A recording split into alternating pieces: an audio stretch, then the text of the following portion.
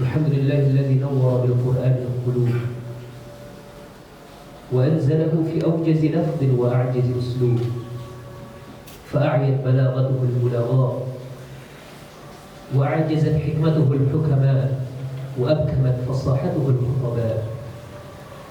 أحمد ربي الله تعالى وهو أهل الحمد والثناء، وأشهد أن لا إله إلا الله وحده لا شريك له، وأشهد أن محمدا عبده ورسوله المصطفى ونبيه المرتضى، معلم الحكمة ومؤدي الأمانة وناصح الأمة ومجاهد في الله حق جهاده حتى تركنا على المحجة البيضاء ليلها كنهارها لا يزيغ عنها إلا هالك.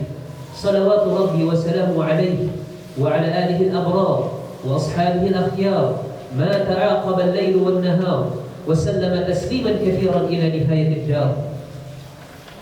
أما بعد، قال الله تعالى في كتابه الكريم: أعوذ بالله من الشيطان الرجيم، بسم الله الرحمن الرحيم، يا أيها الذين آمنوا اتقوا الله حق تقاته ولا تموتن إلا وأنتم مسلمون. وقال تعالى: يا أيها الناس اتقوا ربكم الذي خلقكم من نفس واحدة وخلق منها زوجها وبث منهما رجالا كثيرا ونساء واتقوا الله الذي تساءلون به والأرحام إن الله كان عليكم رقيبا.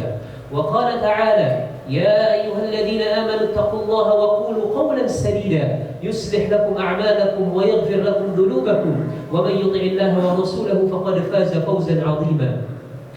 أما بعد، فإن أصدق الحديث كتاب الله، وخير الهدي هدي محمد صلى الله عليه وسلم، وشر الأمور محدثاتها، وكل محدثة في الدين بدعة، وكل بدعة ضلالة، وكل ضلالة في النار. أما بعد، jamaah masjid salat Jumat yang berbahagia,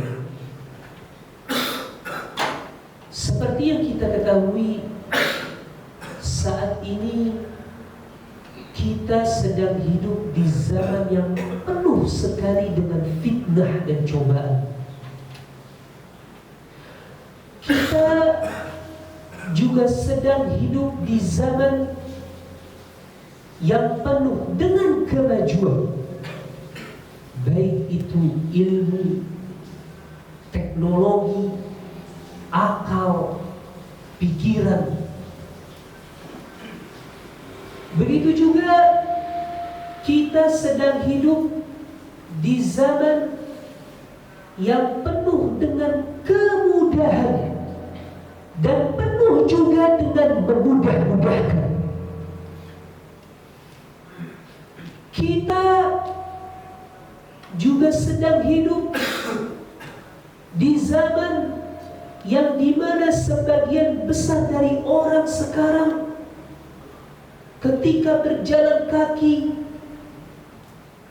menempuh perjalanan sepanjang 1 kilo atau 2 kilo merasa paling capek sedunia.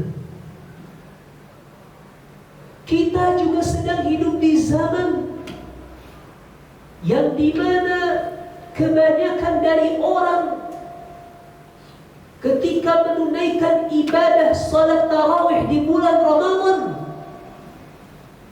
pengennya salatnya yang cepat-cepat, tapi giliran ngobrol sana sini, ghibah, menggunjing sana sini selama 24 jam non-stop, tak ada capek-capeknya. Kita juga sedang hidup di zaman yang dimana kebanyakan orang ketika dinasehati malah merasa tersinggung, sombong hatinya, merasa tak terima dengan nasihat. Maka dari itu jemaah sekalian, ketika kita mendapatkan situasi-situasi tersebut, ketika kita terjebak di lubang yang penuh dengan fitnah, godaan, hawa nafsu, kemudahan-kemudahan yang menyesatkan, maka sudah sebaiknya, sudah sepantasnya kita sebagai seorang muslim agar memiliki kekuatan spiritual yang besar. Apa kekuatan spiritual yang besar tersebut, yaitu adalah at-taubah. Taubat. Jamaah sekalian, jangan pernah meremehkan taubat. Jangan merasa biasa-biasa saja ketika mendengar kata taubat. Kata taubat itu sendiri secara bahasanya saja, artinya saja secara bahasa itu sudah membuat kita terdiam 1000 bahasa. Apa arti taubat secara bahasa? Taubat secara bahasa itu artinya kembali. Dari kata taba yatubu taubah, yang artinya kembali. Pertanyaannya jamaah sekalian, kapan kita menggunakan kata kembali?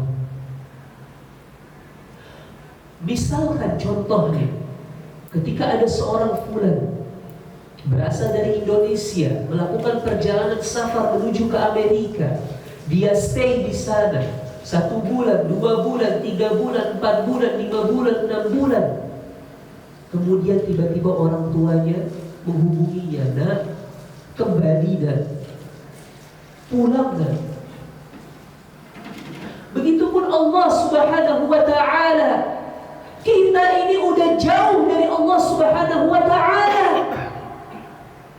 dan Allah menginginkan kita untuk kembali.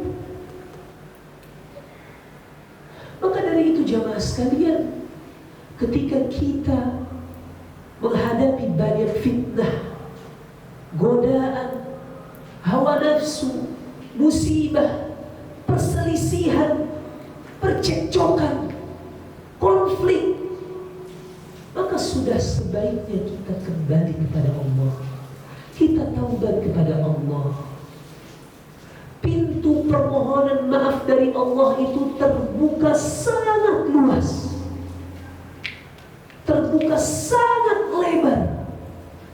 Rahmat Allah itu sangat-sangat luas, dan itu tergambarkan dari penggunaan kata dalam Al-Quran yang berbunyi, Qul ya ibadi, Qul ya ibadiyalladzina asrafu ala anfusihim la taqnatu min rahmatillah innallaha yaghfirudz dzunuba jami'a. Jamaah sekalian, perhatikan terjemahan ayat ini. Di sini Allah mengatakan, ya ibadi, wahai hamba-hambaku, wahai hamba-hambaku yang telah jauh dariku. Jamaah sekalian, kita sebesar-besar dosa yang kita perbuat, sebesar-besar maksiat yang kita perbuat di depan Allah Subhanahu wa ta'ala, Allah masih saja menganggap kita hambanya.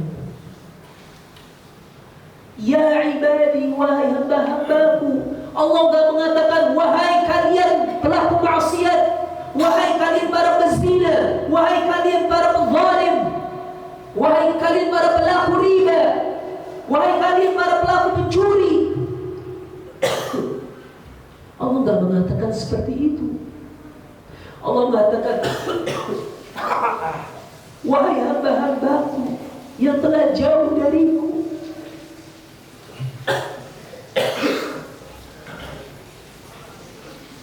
janganlah engkau berputus asa dari rahmatku. La taqnatu min rahmatillah, innallaha yaghfirudz dzunuba jami'a. Aku ini mengampuni seluruh dosa-dosa kalian kalau kalian bertaubat. Perhatikan jamaah sekalian di sini. Allah mengatakan, innallaha yaghfirudz dzunuba jami'a. Aku mengampuni seluruh dosa-dosa kalian. Allah mengatakan dzunub itu artinya dosa-dosa. Dalam bahasa Arab, dzunub itu namanya jama', plural kalau dalam bahasa Inggris namanya, yang lebih dari satu. Jadi artinya dosa-dosa, bukan dosa saja, tapi dosa-dosa. Kemudian Allah mengatakan jami'a, innallaha yaghfirudz dzunuba jami'a. Jami'a itu artinya seluruhnya, semuanya. Udah pakai plural, pakai jami'ah lagi. Artinya Allah akan mengampuni seluruhnya dosa-dosa yang kita punya kalau kita bertaubat. Betapa besarnya rahmat Allah Subhanahu wa ta'ala. Jamaah sekalian, hafizahumullah jami'an. Ketika kita bertaubat, maka itu artinya kita kembali ke dua hal utama. Yaitu apa? Yaitu adalah Al-Quran dan As-Sunnah. Tidak lebih. Ketika kita bertaubat, maka kita kembali kepada Al-Quran, kita kembali kepada As-Sunnah. Jamaah sekalian, Al-Quran itu bukan kitab biasa. Itu bukan hanya sekedar kitab.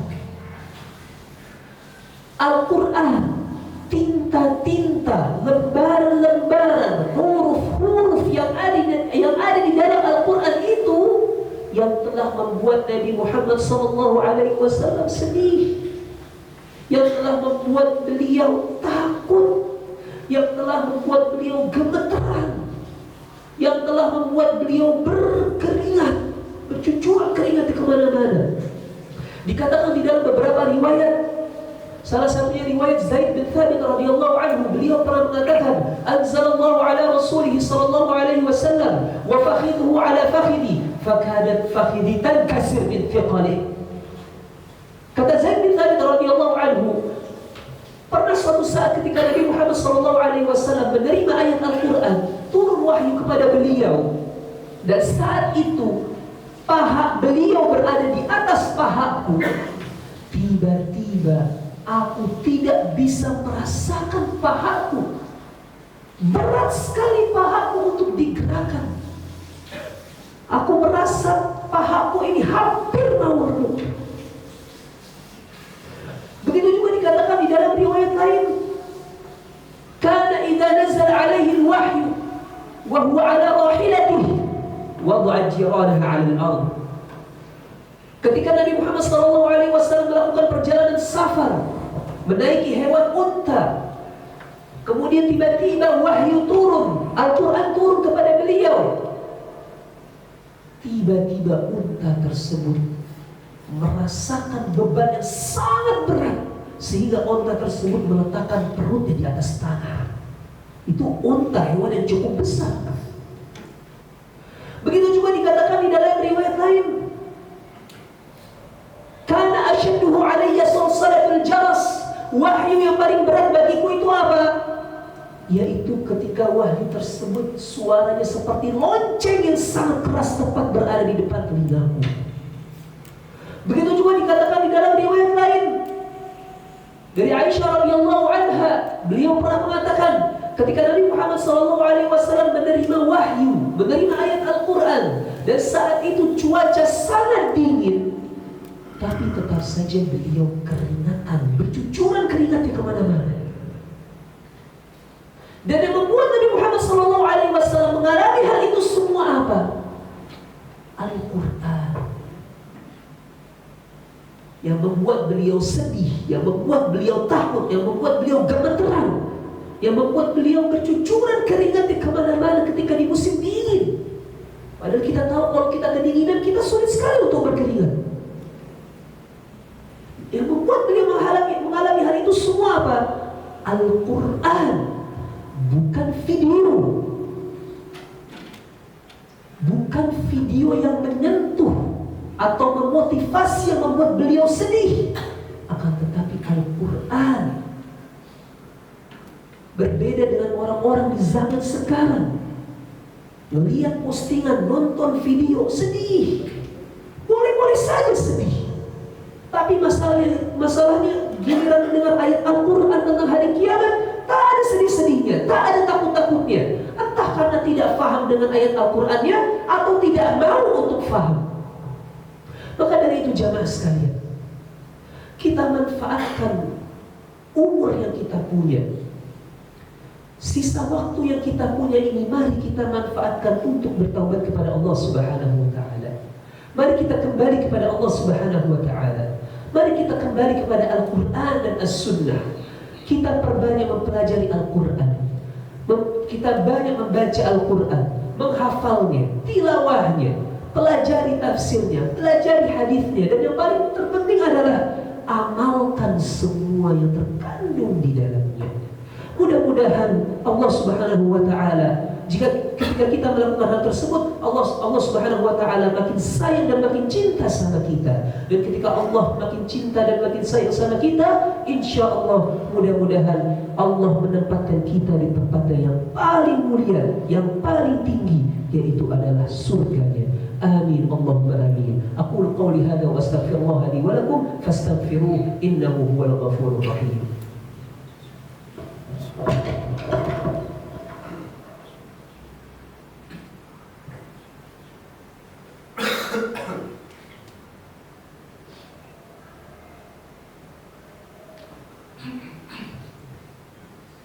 Alhamdulillah wa kafa. Wassalatu wassalamu ala nabiyil mustafa wa ala alihi wa ashabihi ahli sidq wal wafa.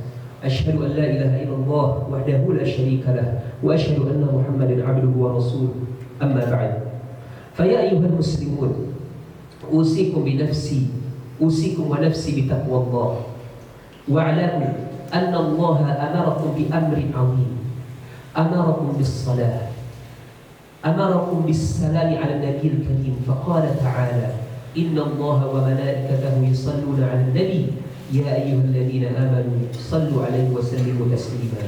اللهم صل على محمد وعلى آل محمد كما صليت على إبراهيم وعلى آل إبراهيم إنك حميد مجيد، وبارك على محمد وعلى آل محمد كما باركت على إبراهيم وعلى آل إبراهيم إنك حميد مجيد. اللهم اغفر للمسلمين والمسلمات والمؤمنين والمؤمنات الأحياء منهم والأموات إنك السميع قريب مجيب الدعوات يا قاضي الحاجات.